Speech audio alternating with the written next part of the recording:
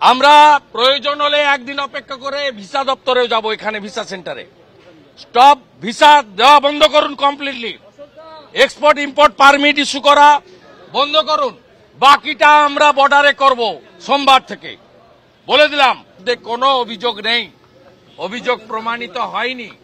তিনি একজন বাংলাদেশের রাষ্ট্রবাদী বৈষ্ণব ভাগবত প্রচারক।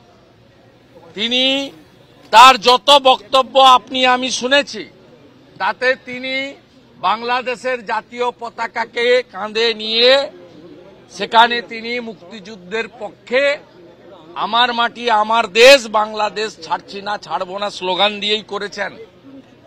তাই তাকে যে অপবাদে করা হয়েছে, এটা সম্পূর্ণভাবে তালিবান, আইএস এবং মৌলবাদী শক্তির পদধ্বনি শোনা যাচ্ছে।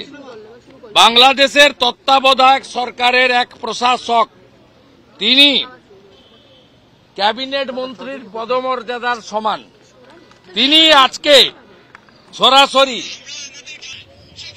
দেখুন, একজন দেশের প্রশাসক, তার দেশে কি হবে আমাদের জানারও দরকার নেই। তিনি একজন জাতীয় মন্ত্রীর পদমর্যাদা সম্পন্ন। তিনি, আমরা শুনিয়েছি, আপনাদেরও শোনালাম, তিনি সরাসরি ভারতকে আক্রমণ করছেন। এই প্রশাসককে বলতে চাই, নুন আপনার আছে, আয়োডিনটা ভারতের। আমি শুধু একটা উদাহরণ দিলাম। আমি এখান থেকে দাবি করছি, ভিসা 100% স্টপ করুন। আমরা প্রয়োজন হলে একদিন অপেক্ষা করে ভিসা দপ্তরেও যাব, এখানে ভিসা সেন্টারে। স্টপ ভিসা দেওয়া বন্ধ করুন completely. Export import permit issue করা বন্ধ করুন। বাকিটা আমরা বর্ডারে করব সোমবার থেকে, বলে দিলাম। চিন্ময় কৃষ্ণ প্রভুকে নিঃশর্ত মুক্তি, হিন্দুদের উপর আক্রমণ, মন্দির ভাঙা বন্ধ করুন। আর এই ধরনের এই নাবালকদের, যাদের আপনারা ওখানে তত্ত্বাবধায়ক সরকারে বসিয়েছেন, এই নাবালক যারা মন্ত্রীর পদমর্যাদায়, তাদের এই ধরনের ভারত বিরোধী কথা বলা বন্ধ করুন। আর চিকিৎসা নেওয়ার জন্য করাচি আর লাহোরে যান, এখানে আসবেন না, পরিষ্কার বলে দিতে চাই আমরা।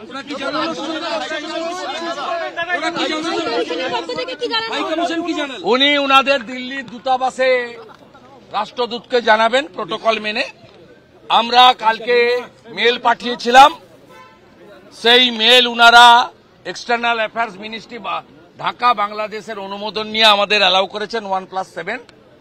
ঠিক একইভাবে আমাদের যে অ্যাগ্রিভনেস উনারা রেকর্ড করেছেন, আমাদের বক্তব্য রেকর্ড করেছেন, আমাদের সাজেশন নিয়েছেন, এবং উনারা একই প্রোটোকলের ভিত্তিতে উনারা উনাদের দেশের সরকারকে উনারা জানাবেন। এর বাইরে ডেপুটি হাই কমিশনারের করারও কিছু নেই। উনি কমপ্লিটলি জানাবেন। জানালে যেভাবে আমাদের অ্যালাউ করেছেন, নিশ্চয়ই ওনারা আমাদের কথা শুনতে চান। ডক্টর মোহাম্মদ ইউনুস, তার আত্মীয়তা এখানে আমাদের বর্ধমানে আছে, নিশ্চিতভাবে তার অনুমোদন ছিল। তারা এপারের বাঙালি হিন্দুরা, সনাতনীরা কি বলতে চায় সেটা শুনতে চেয়েছেন, আমরা শুনিয়েছি। আমরা আমাদের কাজ করব। বঙ্গীয় হিন্দু জাগরণ মঞ্চ কালকে বেলা 2টায় শিয়ালদা স্টেশনে জমায়েত করেছে। তারা আসবে বাংলাদেশ ডেপুটি হাই কমিশন অভিযানে। আমরা, এটা রাজনৈতিক কর্মসূচি নয়, সবাই সনাতনীকে বলবো আপনাদের এই কর্মসূচিতে যোগদান করার জন্য। আমাদের পক্ষ থেকে সোমবার দিন সকাল 10টা থেকে পেট্রোপোলে গুডস ভেহিকেল অবরোধের কর্মসূচি নেওয়া হয়েছে। আমরা সেখানে অংশগ্রহণ, আমি নিজে অংশগ্রহণ করব, সেখানে সবাই অংশগ্রহণ করবেন। আমরা প্যাসেঞ্জার ভেহিকেল এবং অন্যান্য যে ভেহিকেল আছে তাদের কোনো অসুবিধা করব না। আমরা কেবলমাত্র গুডস ভেহিকেলে অবস্ট্রাকশন করব, এবং আমরা ওদের অ্যাটিটিউড আগামী 48 ঘন্টায় দেখতে চাই। চিন্ময় প্রভুর মুক্তি, মন্দির সুরক্ষা এবং সনাতনীদের উপর মিথ্যা মামলা বন্ধ করে ওখানে আগের পরিস্থিতি ফিরিয়ে আনা হোক। প্রয়োজন হলে 16 তারিখে বিজয় দিবস, যেদিন পাকিস্তানের আর্মি কমান্ডার নিজামী আত্মসমর্পণ করেছিলেন ভারতীয় আর্মির কাছে।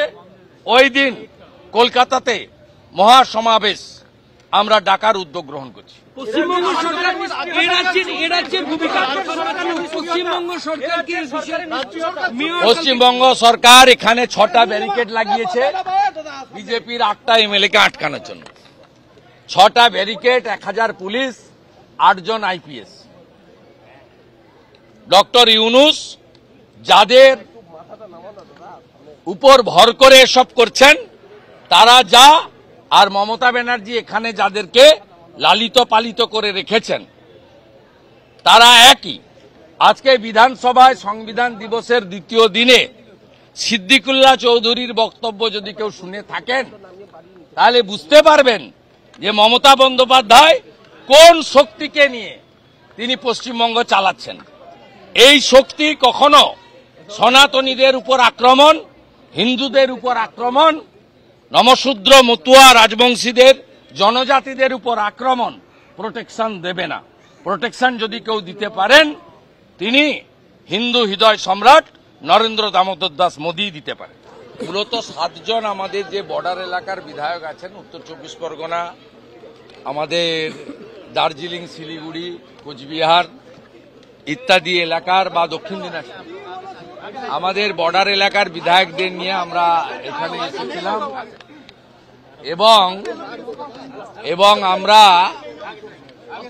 পরিষ্কারভাবে বলেছি যে ভারত বাংলাদেশের একটা অত্যন্ত ভালো সম্পর্ক আছে, সেই সম্পর্ক আপনারা নষ্ট করছেন।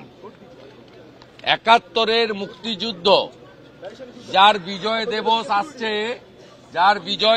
আসছে 16ই ডিসেম্বর, সেই বিজয় দিবসের প্রাক্কালে ভারতীয়দের যোগদান অবদান, ভারত সরকার, ভারতবাসী, ভারতীয় আর্মি, বিএসএফ এর অবদান, এটা আপনারা কেউ চেষ্টা করলেও মুছে ফেলতে পারবেন না।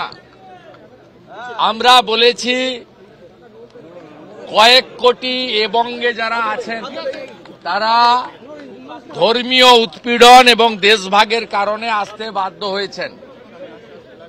আমাদের সঙ্গে মতুয়া মহাসংঘের সংঘাতিপতি সুব্রত ঠাকুরও ছিলেন। আমি বলেছি মতুয়া সমাজের স্রষ্টা পূজ্যপাদ ঠাকুর, হরিচাঁদ ঠাকুর, গুরুচাঁদ ঠাকুর ওড়াকান্দিতে জন্মগ্রহণ করেছেন। আমরা যারা এখানে উপবিষ্ট ছিলাম, ভিতরে গেছিলাম, ডক্টর শঙ্কর ঘোষ, শিখা চ্যাটার্জি, দীপক বর্মন, অশোক কীর্তনিয়া, বুধরাই টুটু, নিখিল রঞ্জন দেরা এবং সুব্রতর নাম তো আগেই বলেছি,